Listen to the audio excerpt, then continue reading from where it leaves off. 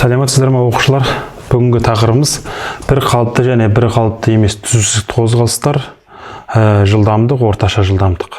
Осы тақырыпқа тоқталатын боламыз. Енді қазір бірінші бір қалыпты және бір қалыпты емес түзусіз қозғалыстардың анықтамасын қысқаша естеріңізге салып кетейік. Бір қалыпты түзу сызықты қозғалыс. Аты айтып тұрғандай бір қалыпты, яғни өзгеріс жоқ деген сияқты, ал траекториясы түзу сызықты болатын қозғалыс. Ол деген сөз бірдей уақыт аралығында бірдей жол басатын денелердің қозғалысын және оның траекториясы түзу болу керек. Түзу сызық бір қалыпты түзу сызықты қозғалыстар деп айтамыз. Ал бір қалыпты емес деген сөз бірдей уақыт аралығында басқан жолдары әртүрлі болатын түзу сызықты қозғалысты бір қалыпты емес түзу сызықты қозғалыстарды деп қарастыратын боламыз. Енді бір қалыпты мысалға, бір қалыпты түзу сызықты қозғалысты қарастырсақ, мысалы қандай да бір дене x осінің бойымен, қандай да бір дене x осінің бойымен орын ауыстырды дейік. Мысалы, А нүктесінде болды x0. Кейін Б нүктесіне келді. Ол x-ті белгіленетін болсын. Яғни бір дене осы нүктеден орын ауыстырып келді дейді. Ондай болатын болса, оның орын ауыстырудың шамасы 2 салынған 2,0 болады. Яғни S. Енді бір қалыпты түзу сызықты қозғалыстың басқан жолы жылдамдық тұрақты болу кезде v көбейтілген t. Осыны 7-ші сыныптан білесіздер.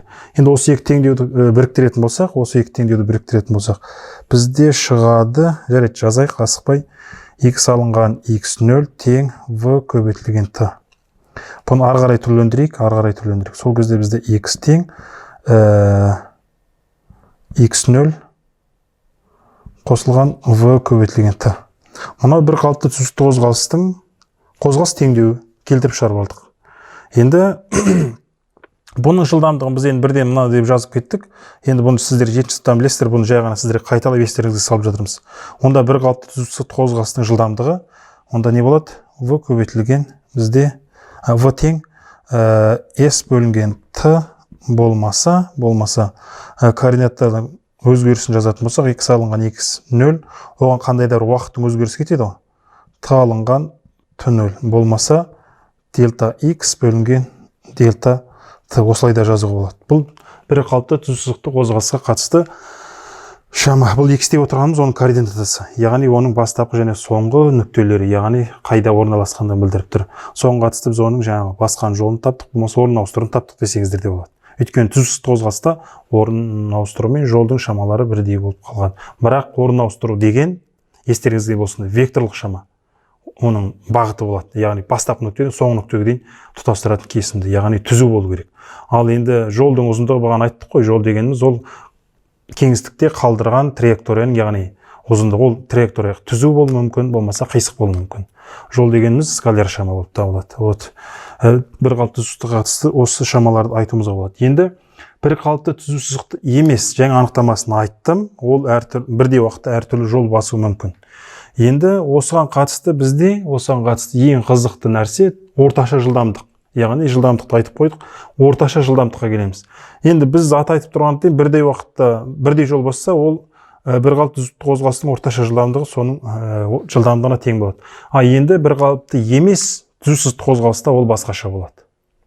Енді орташа жылдамдықтың жалпылама формуласын жазайын мен бірден. Бұл сіздерде 7-ші сыныптан белгілі, бұл бізде v ғой, v ворд деп жазайын. S жалпы бөлінген t жалпы деп қарастырамыз. Солай емес пе? Енді S жалпы деген кезде бұл не істейді? Ол S жол неше бөлік болуы мүмкін? 1 бөлік, 2 бөлік S-ке дейін кете беруі мүмкін. Шексіздікке дейін. 1 қосылған S2 қосылған үстіне отырып SN-ге дейін барады, қосылған.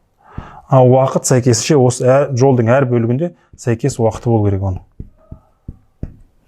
Қосылған сәйкесінше ол N-ге дейін баруы мүмкін. Міне бұл орташа жылдамдықтың жалпылама формуласы.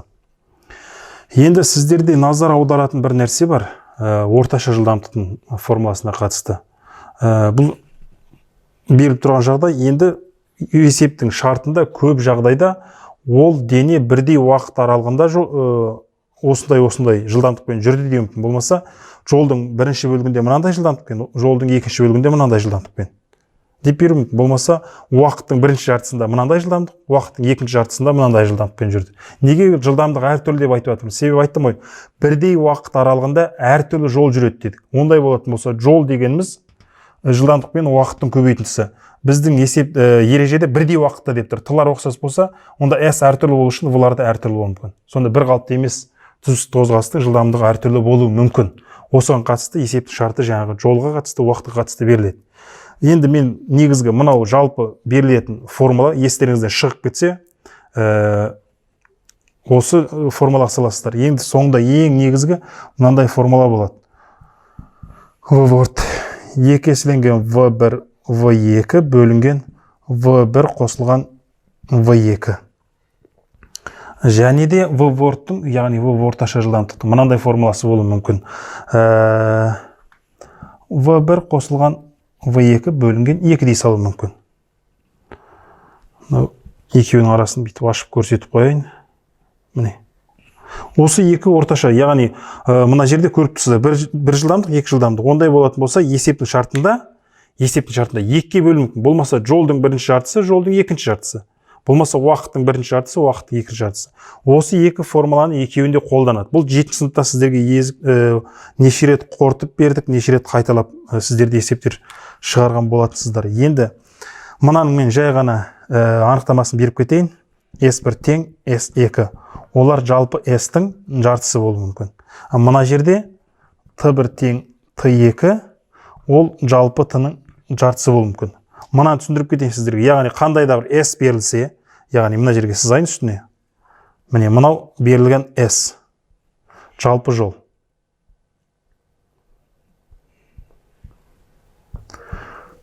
Мынау жалпы жол. Жалпы жолдың ұзындығы. Енді S1 дегеніміз, яғни жолдың бірінші бөлігіндегі дегенсіз. Ол мына аралық болып табылады. S1, S2-сі мына жер болып табылады. Түсінесіздер ғой, есептік шарты осылай береді. Яғни осындай да бір осындай адам жолдың бірінші бөлігінде осындай жылдамдықпен жүрді, жолдың екінші бөлігінде осындай жылдамдықпен жүрді, орташа жылдамдығын табыңыз деген сияқты. Онда көріп отырсыздар ғой. Мынаған назар аударасыздар. Енді мынаған беріп тұрған нәрсе есептік шартында, яғни уақыттың бірінші жартысында жалпы уақыт берілуі мүмкін, берілмеуі мүмкін, енді есептік шартына қарайсыздар. Яғни бұл жалпы T-ны беріп тұр мен кескіндеп.